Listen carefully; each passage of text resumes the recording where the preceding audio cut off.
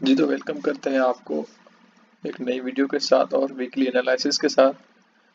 और हमारा वीक जो भी स्टार्ट हो रहा है वो 3rd of Feb से स्टार्ट हो रहा है, यानी कि हमारी इस मंथ की फरवरी के मंथ की जो मंथली कैंडल भी इसी वीक से स्टार्ट होगी, यानी कि मंडे से स्टार्ट होगी।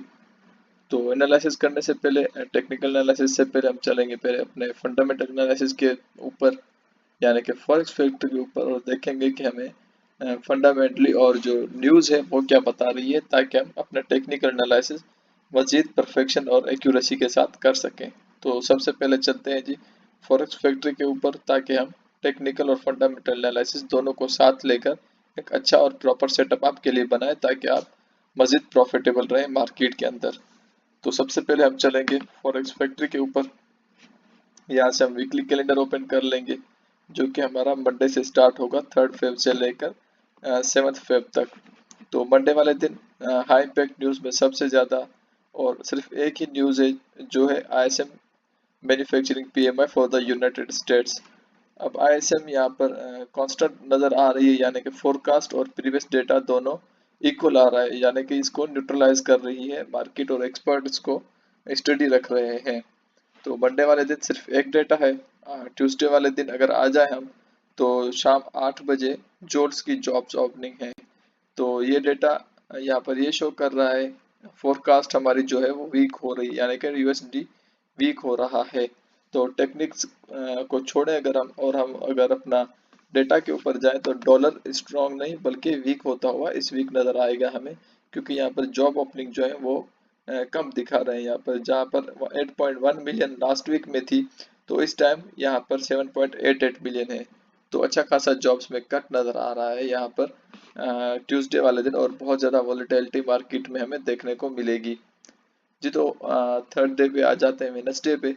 रात 2:45 पर न्यूजीलैंड की एम्प्लॉयमेंट और अनएम्प्लॉयमेंट चेंजेस है, और न्यूजीलैंड भी बहुत वीक होता हुआ नजर आ रहा है। 5.1% अनएम्प्लॉयमेंट रेट है, जो कि बहुत ही ज़्यादा है। एम्प्लॉयमेंट रेट पहले अनएम्प्लॉयमेंट रेट पहले तो गिरता हुआ आ रहा था, लेकिन इस टाइम जो नवंबर के बाद डेटा आ रहा है क्वार्टरली, उसमें बहुत ज़्यादा बढ़ चुकी है अनएम्प्लॉयमेंट, 5.1% पे चली गई है। और employment changes quarter over quarter भी कुछ अच्छे शो नहीं हो रहे, -0.2 शो हो रहे हैं। तो एम्प्लॉयमेंट तो है, लेकिन यहाँ पर अनएम्प्लॉयमेंट का जो रेट है वो बहुत ज़्यादा है, बेरोजगारी का रेट बहुत ज़्यादा न्यूजीलैंड डॉलर में नज़र आ रहा है। तो अगर यहाँ पर अनएम्प्लॉयमेंट बढ़ती है, तो न्यूजीलैंड डॉलर हमें अगेन क्रैश करता हुआ नज़र आएगा, और एक और न्यूजीलैंड डॉलर में कट नज़र आएगा हमें इंटरेस्ट रेट में आने वाले कुछ हफ्तों में। तो New Zealand dollar worth watching data होगा इसका, हमें ये लाजमी नोट डाउन करना होगा, और इससे हम अच्छा प्रॉफिट भी जनरेट कर सकते हैं।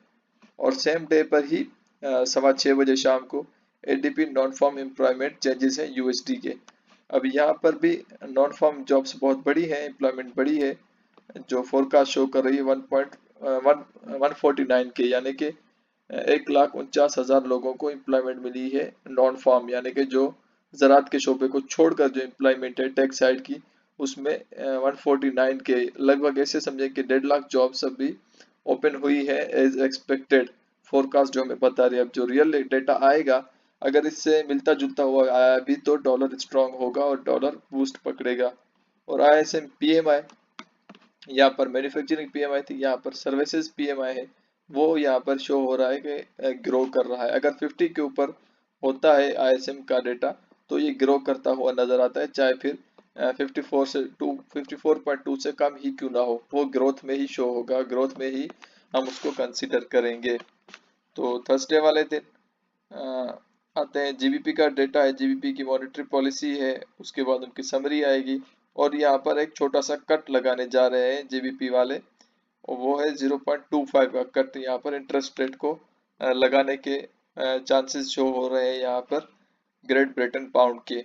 अब बैंक रेट और ऑफिशियल रेट जिसको कहा जाता है, या फिर इंटरेस्ट रेट कहा जाता है, वो सेम चीज़ ही होती है, जिसे हम इंटरेस्ट रेट कहते हैं या फिर शरह सूद कहते हैं। तो यहाँ पर एक और कट आता हुआ नजर आ रहा है जीबीपी में। तो थर्सडे वाले दिन जीबीपी पेयर्स बहुत ज़्यादा वॉलेटाइल रहेंगे, हम उनको अपनी नज़रों में रखेंगे, ताकि हम उसे जनरेट कर सकें अपना प्रॉफिट। जी तो थर्सडे वाले दिन अगेन शाम को 6:30 बजे अनएम्प्लॉयमेंट क्लेम्स है, अनएम्प्लॉयमेंट क्लेम्स बढ़ते हुए नजर आ रहे हैं यूएसडी के, और 214 के आ रहा है। तो ये 220 से लेकर 200 के बीच में ही डेटा चल रहा है पूरा। जो 2-3 महीने गुजर चुके हैं, जनवरी से पीछे भी जाए तो यही डेटा सर्कुलेट कर रहा है। 225 220 से लेकर ये देखें आप, सारा अक्टूबर में सिर्फ बढ़ी थी, 258 के चली गई थी, उसके बाद अगेन ये सेम ही चल रही, 220 से लेकर 200 के तक। तो अनएम्प्लॉयमेंट इतना ज्यादा इम्पेक्ट अभी मार्केट में नहीं दे रही। हालांकि अगर कोई डेटा इतना बड़ा स्ट्रॉन्ग आ जाता है जो कि अनएक्सपेक्टेडली होता है तो फिर मार्केट बहुत ज्यादा वॉलेटाइल हो सकती है, वरना अनएम्प्लॉयमेंट इतना असर नहीं दे रही मार्केट के ऊपर। तो लास्ट डे होगा हमारा फ्राइडे, फ्राइडे वाले दिन कैड का डेटा है। एम्प्लॉयमेंट बहुत ज़्यादा गिरी है, बहुत ज़्यादा, जितना ये फोरकास्ट दिखा रही है।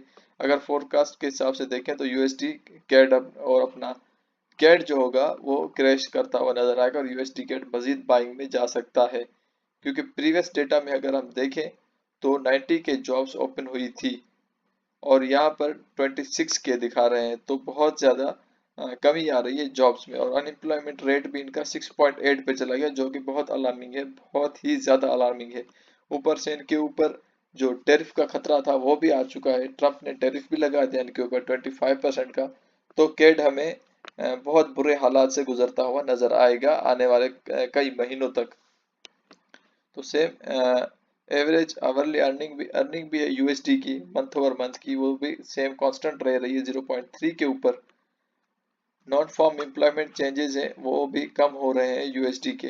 तो ओवरऑल मिक्स डेटा है इस वीक का, और डॉलर अप डाउन रहेगा, मिक्स रहेगा, इतना कोई खास चेंजेस इसमें नहीं आएंगे। अनएम्प्लॉयमेंट रेट वो यूएसडी का गिर रहा है, यानी कि अनएम्प्लॉयमेंट अभी कम हो रही है। 4.2 था, उससे 4.1 आ गया, और इस वीक का फोरकास्ट भी 4.1 है। तो अनएम्प्लॉयमेंट लगभग लगभग कम होती हुई नजर आएगी हमें आने वाले काफी दिनों में। तो आज का इस वीक का जो डेटा है वो आपके सामने है। साइडवेज डेटा है, लेकिन जीबीपी यहाँ पर कट लगाने जा रहा है और कैड अपना वीक होगा। तो कैड वीक होने के चांसेस हैं, न्यूजीलैंड डॉलर वीक होने के चांसेस हैं, और अपना जीबीपी थोड़ा बहुत वीक होगा, और डॉलर अपना साइडवेज में जाएगा इस वीक के अंदर। तो चलते हैं टेक्निकल्स के ऊपर, अपने कुछ पेयर सिलेक्ट करते हैं जिन पे हम ट्रेड करेंगे, और पिछले वीक वाले जो कुछ पेयर्स हैं हम उनको भी नज़र घुमाएंगे कि उन्होंने क्या रिस्पॉन्स दिया हमारी ट्रेड्स के ऊपर। तो चलते हैं मार्केट में, ट्रेडिंग व्यू पे चलते हैं और देखते हैं कि मार्केट ने क्या हमारे को रिस्पॉन्स किया है, और हम मजीद कौन से पेयर्स पे जाएंगे इस वीक।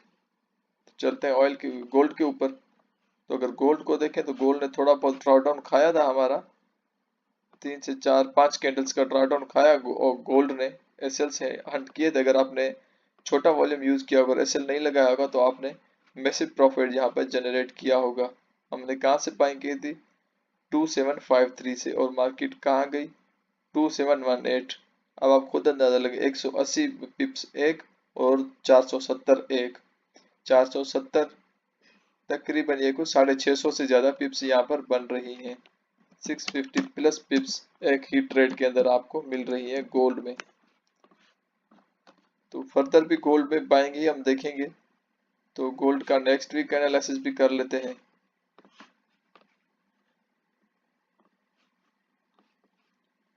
ये है जी गोल्ड का H4 का एनालिसिस। कुछ इस तरह से गोल्ड बिहेव करता हुआ नजर आएगा हमें H4 के अंदर। ये लेवल्स हम अपने लगा देते हैं ताकि आपको मजीद आसानी हो ट्रेड करने में और अपना सेटअप को प्रॉफिटेबल बनाने में। तो कुछ इस तरह से हमारी ट्रेड्स बनेगी। मार्केट 30 तक जाने के चांसेस हैं, 2830 तक। अगर ये सेटअप आपका फेल होता है, मार्केट यहाँ पर क्लोज होने के बाद भी नीचे चली जाती है, तो आप एक मजीद बाइंग पकड़ सकते हैं 2773 से। अगेन अपना यहाँ पर रिटेस्ट देगी मार्केट, रिटेस्ट पे रुक कर आपने आधी अपनी एंट्री को बुक करना है, आधा प्रॉफिट बुक करने के बाद मजीद उसको होल्ड करना है 2830 तक। तो ये हमारा टारगेट रहेगा आने वाले वीक के अंदर। अगर वीक के अंदर नहीं भी होता तो आप उसको मजीद होल्ड कर सकते हैं, आपको बाइंग साइड प्रॉफिट ही देगी जब तक अपनी बाइंग का ट्रेंड खत्म नहीं होता। तो कुछ इस तरह से मार्केट अपना बिहेव कर रही है। हम गोल्ड की बाइंग देखेंगे, गोल्ड की सेलिंग नहीं देखेंगे। शॉर्ट टर्म अगर सेलिंग आती भी है तो हम उसको डेली एनालिसिस में चेकआउट कर लेंगे इंशाल्लाह। तो गोल्ड का जी, ये जो H4 की ट्रेड्स हैं आप इनको समझें थोड़ा। तो ये डेली ट्रेड्स हैं, यानी कि डे ट्रेड्स हैं। आप इनको एक दिन के अंदर ना काटें, इनको पूरा वीक चलने दें, ताकि आप at the end of the week आप प्रॉफिटेबल रहें और अच्छा प्रॉफिट जनरेट कर सकें। अगर आपने स्कैल्प करना है तो आप डेली वाले सिग्नल्स जो मैं आपके साथ शेयर करूंगा अभी से, इस वीक से शॉर्ट्स के अंदर, आप वो भी फॉलो कर सकते हैं।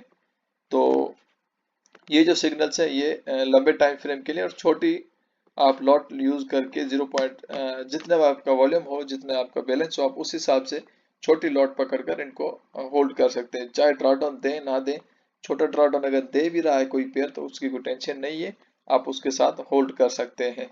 तो गोल्ड में हम बाइंग देख रहे हैं H4 के अंदर। सेम अगर हम डेली में जाएं तो डेली में भी यहाँ पर हमें बाइंग नजर आ रही है, ट्रेंड वीक होता हुआ नजर नहीं आ रहा।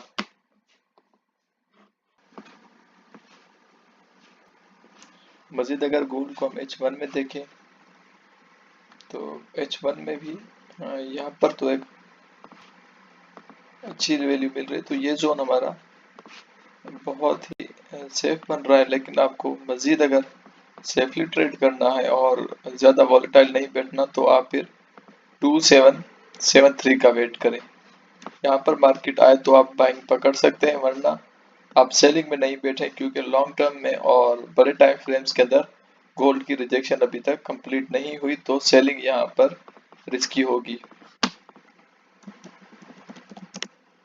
सेलिंग रिस्की है, बाइंग में वेट फॉर द जोन। तो गोल्ड का यही सेटअप बन रहा है नेक्स्ट वीक के लिए, H1 में भी और H4 में भी। तो आप नोट डाउन इसको वैल्यूज को कर सकते हैं, ताकि आने वाले वीक में आप खुद से ही ट्रेड्स कर सकें। और जो भी छोटी स्कैल्पिंग की ट्रेड्स होंगी वो हम आने वाले वीक में डेली बेसिस पे जैसे ही किसी पेयर में सेटअप बनेगा वो आपके साथ हम शेयर करते जाएंगे। और व्हाट्सएप ग्रुप का, व्हाट्सएप चैनल का लिंक और अपना दूसरी सोशल साइट्स हैं जो हमारे, उनका लिंक भी आपको नीचे मिल जाएगा, जहां पर हम सिग्नल्स डेली बेसिस पे इंशाल्लाह भी पोस्ट करेंगे। तो नेक्स्ट इंस्ट्रूमेंट पे चलते हैं, ऑयल के ऊपर। ऑयल हमारा टारगेट हिट हो चुका है, जो हमने 72 का लगाया था परफेक्ट। मार्केट ने टारगेट को हिट करने के बाद रिजेक्शन दी है यहाँ पर। अब एक स्ट्रॉन्ग रिजेक्शन बनी हुई है। हमारा जो सेल ट्रेंड था उसको मार्केट ने कर दिया है रिजेक्ट। हमारा टारगेट तो था वो पूरा हो गया, अभी मार्केट सेल ट्रेंड को रिजेक्ट करने के मूड में है। ये देखें, यहाँ पर जो हमारा सेल ट्रेंड था, एक चैनल था, काफी टाइम से मार्केट उसको फॉलो करते हुए नीचे जा रही थी, अब मार्केट ने उसको किया है रिजेक्ट। अब अगर यहाँ पर रिजेक्शन स्ट्रॉन्ग है और मार्केट रिजेक्ट करके वापस जाते तो फिर मार्केट हमारी जाएगी 80 की तरफ। अगर मजीद मार्केट करेक्शन करती है तो यहाँ से मार्केट 80 की तरफ जाएगी। तो अभी ऑयल में बाइंग हम देखेंगे, हम इनको रिमूव कर देते हैं। अपना लास्ट वीक का टारगेट कंप्लीट हो चुका है। मजीद हम कहाँ से बाइंग देखेंगे, हम सारी ड्रैग्स को रिमूव करने के बाद हम देखेंगे कि यहाँ से कुछ इस तरह से ऑयल की बाइंग बन सकती है। मजीद अगर ऑयल आपको आपके एसएल को हंट करता है और मार्केट नीचे जाती है तो 69 तक जा सकता है ऑयल, लेकिन ये बहुत स्ट्रॉन्ग रिजेक्शन है। तो इस रिजेक्शन को बेस करते हुए हम कुछ इस तरह से हमारी ट्रेड्स बनेंगी, जो कि 78 टू 80 की तरफ हमारा ऑयल जाता हुआ हमें नजर आएगा आने वाले कुछ वीक्स के अंदर, आने वाले कुछ दिनों के अंदर।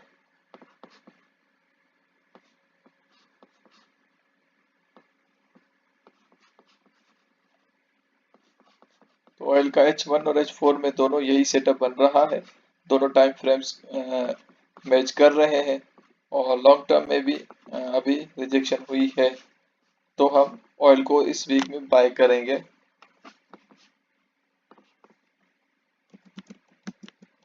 H4 का जो टाइम फ्रेम है उसमें हमारा ये सेटअप बन रहा है, और जो छोटा सेटअप बनेगा जो डेली के हम ट्रेड्स करेंगे वो आपके साथ हम व्हाट्सएप पर भी शेयर करेंगे और अपना यूट्यूब पर भी शॉर्ट्स के फॉर्म में शेयर करेंगे। तो व्हाट्सएप का लिंक मैं डिस्क्रिप्शन में डाल दूंगा ताकि आप वहां पर भी हमारे साथ ज्वाइन हो जाएं।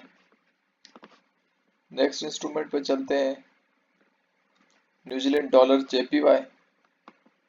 न्यूजीलैंड डॉलर और जेपीवाई को अगर हम देखें तो यहाँ से एक सपोर्ट बन रही है जो मार्केट ने काफी टाइम से ब्रेक नहीं की और मार्केट इसको होल्ड कर रही है। मार्केट फिलहाल साइडवेज है न्यूजीलैंड डॉलर जेपीवाई की, तो हमारा पहला टारगेट कुछ इस तरह से होगा।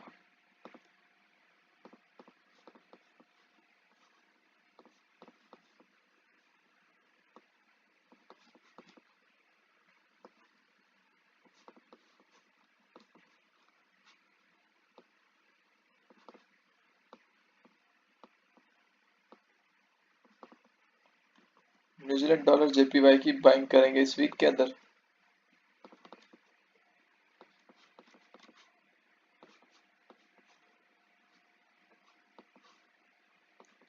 ये हो गया हमारा H4 का। अगर H1 का देखें तो देखें कि मार्केट ने रिजेक्शन दी है, जो यहाँ पर कॉन्स्टेंटली सेलिंग बन रही थी उसको रिजेक्ट करके मार्केट ने रिटेस्ट भी दिया है, तो हम टेक्निकल्स को माइंड में रखते हुए अपना बाइंग कर सकते हैं। ये देखें,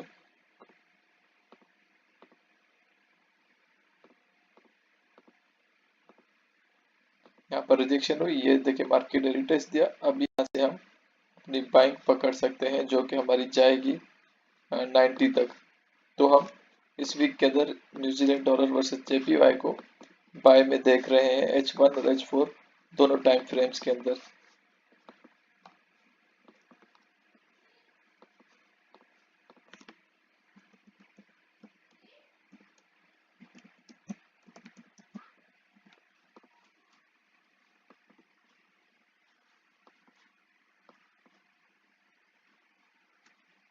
नेक्स्ट इंस्ट्रूमेंट जी चलते हैं अपना यूरो जेपीवाई के अंदर।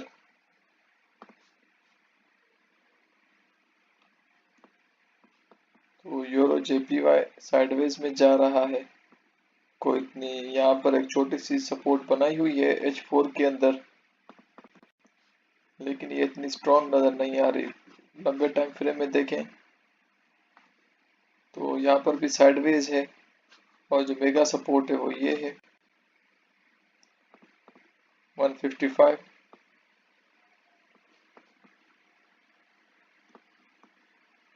तो कुछ इस तरह से हमारा यूरो जेपीवाई शो कर रहा है। तो यूरो जेपीवाई में हम बाइंग कर सकते हैं। छोटे लिए तो हो गया हमारा डेली का, और छोटे टाइम फ्रेम में अगर हम इसको देखेंगे तो हमारा जो टारगेट बनेगा वो बनेगा 167।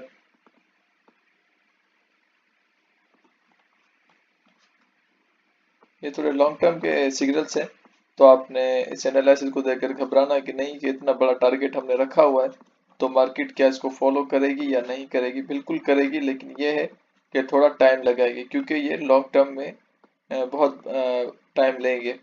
और ये H4 और H1 के एनालिसिस है। छोटे एनालिसिस अभी आपको शेयर में कर दूंगा जो M15 और M5 होंगे, जिस पे आप स्कैल्प कर सकते हैं, छोटे टाइम फ्रेम में प्रॉफिट अपना जनरेट कर सकते हैं।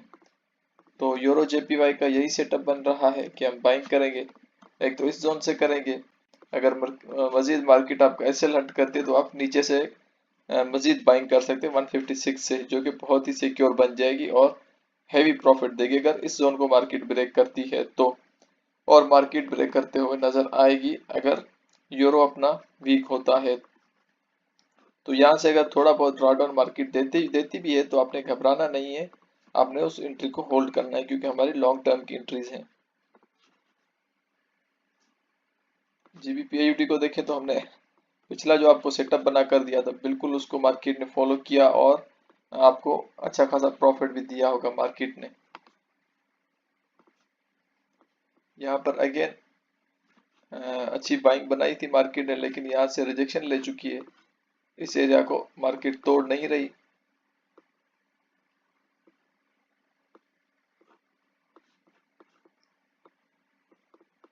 ये रिजेक्शन एरिया है मार्केट का, और जो हमारा टारगेट होगा वो कुछ इस तरह से होगा।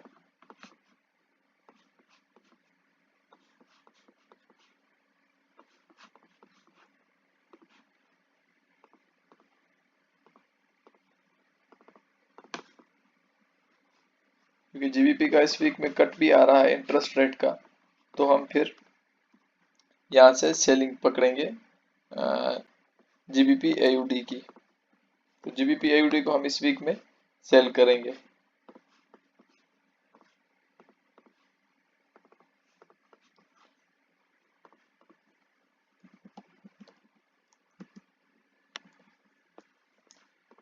जीबीपी एयूडी का अपना सेल का सेटअप बना रहे हैं हम। H1 में अगर इसको देखें तो H1 में भी यहाँ पर देखें कि एक रिजेक्शन आई है मार्केट में, छोटा सा चैनल था, इसको मार्केट ने ब्रेक कर दिया। अब चैनल्स भी हम आगे अपने इंशाल्लाह कोर्स में पढ़ेंगे। यहाँ पर मार्केट ने ब्रेकआउट दिया, रिटेस्ट किया और रिटेस्ट के बाद मार्केट मजीद सेलिंग ही दिखा रही है।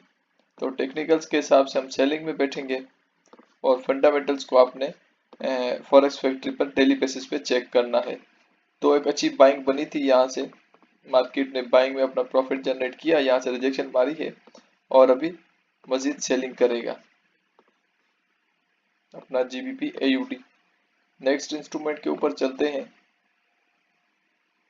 तो जीबीपी कैड हमने जो सेटअप बनाया था H4 का कुछ वीक्स पहले, अगर आपने चेक किया हो पुराना एनालिसिस, तो ऑलमोस्ट अपना टारगेट हिट होने वाला है और मजीद इस बाइंग को मैं कंटिन्यू करना चाहूँगा। कुछ इस तरह से मजीद मार्केट में बाइंग बन सकती है और बाइंग बनती हुई नज़र भी आ रही है, क्योंकि यहाँ पर अभी तक कोई रिजेक्शन बाइंग में नहीं मिली और हम कंटिन्यू करेंगे अपनी जीबीपी कैड की बाइंग को।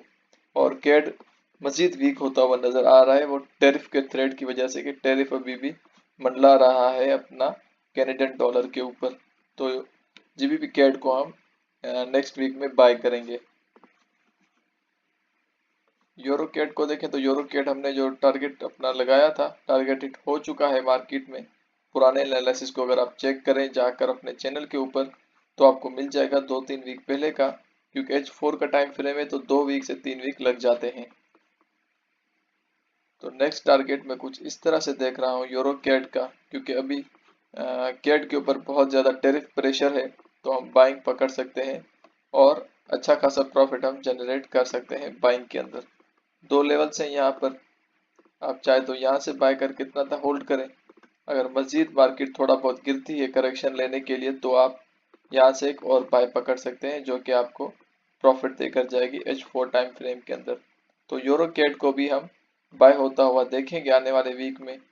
तो 5 इंस्ट्रूमेंट्स और 2 अपनी कमोडिटीज़ हैं जिनको हम नेक्स्ट वीक में ट्रेड करेंगे और इंशाल्लाह प्रॉफिट उठाएंगे।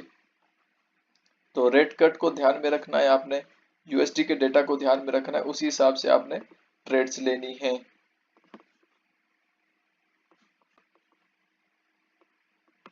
अगर यहाँ से रिजेक्शन नहीं मिलती, मार्केट फॉल आउट कर जाती है, तो फिर मार्केट अगेन अपने इस एरिया को टेस्ट करने जा सकती है, जो कि बहुत डीप करेक्शन होगी। लेकिन डीप करेक्शन होती हुई नजर नहीं आ रही, क्योंकि कैड के जो हालात हैं वो बहुत बुरे हैं।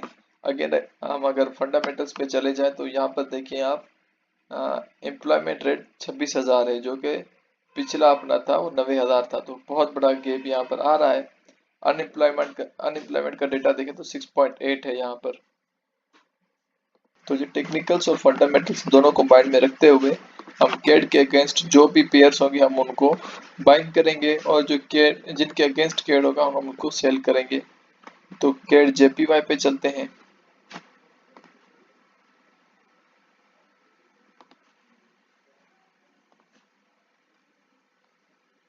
कैड जेपीवाई हमें सेल होता हुआ नजर आएगा कुछ इस लेवल तक, तो हम कैड जेपीवाई को छोटी सेलिंग भी पकड़ सकते हैं कैड जेपीवाई की, और उसके बाद फिर बाइंग होगी कैड जेपीवाई में। तो ये कुछ हमारे पेयर्स थे जिनको हम नेक्स्ट वीक में ट्रेड करेंगे। इस वीक में हम यूएसडी के किसी भी पेयर को ट्रेड नहीं करेंगे। उसकी ये वजह है कि एक तो उनकी कुछ पॉलिसीज हैं जो कि चेंज हो रही हैं, तो बहुत ज़्यादा वॉलेटिलिटी होने की वजह से हम प्रॉफिट वहाँ पर परफेक्टली जनरेट नहीं कर सकते जैसे हम पहले कर रहे थे।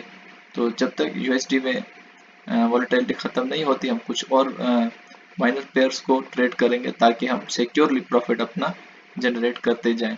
अगर आप हमारी प्रॉफिटेबिलिटी और हमारी ट्रेड्स को चेक करना चाहते हैं तो आप हमारा माईफएक्स बुक का डेटा चेक कर सकते हैं, जो कि आपको नीचे डिस्क्रिप्शन में लिंक मिल जाएगा। और अगर हम हमारे साथ आप जुड़ना चाहते हैं, हमारे साथ ट्रेड करना चाहते हैं, या आप कोई और सर्विसेज लेना चाहते हैं ट्रेड और फॉरेक्स को लेकर, तो आप हमारे साथ व्हाट्सएप के ऊपर भी जुड़ सकते हैं, जिसमें आपको बहुत बेनिफिट होगा। और डेली के सिग्नल्स भी हम वहाँ पर पोस्ट करते हैं डेली बेसिस के ऊपर, जो भी पेयर में और जिस भी पेयर में हमारा सेटअप बनता है ट्रेड को लेकर।